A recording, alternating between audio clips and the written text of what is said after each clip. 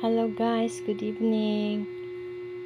Yung palang mga nawawala ng icon star na katulad ko, hindi lang pala tayong kukonti.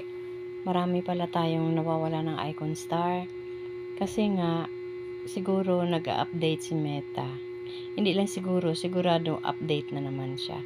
Kaya nawawala yung mga icon star natin. Kasi guys, yung iba na mga followers ko na hindi naman sila nagre-reels. Yung kanila din daw mga icon star, wala rin daw. Kaya hindi daw sila makapag-send ng mga stars. Oo, kasi nag-update nga si Meta. Hindi natin alam kung kailan yun babalik. Pinakamadali daw dyan is 1 week, 1 month, 3 months. Akin, 1 month na hindi pa bumalik. Meaning to say, abutin pa ng 3 months. Oh my God. Pero wag tayong mawawala ng gana. Tuloy pa rin natin.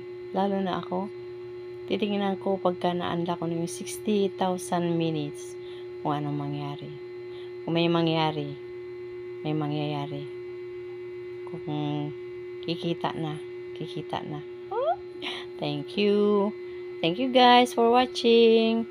See you next video. I love you. Mwah!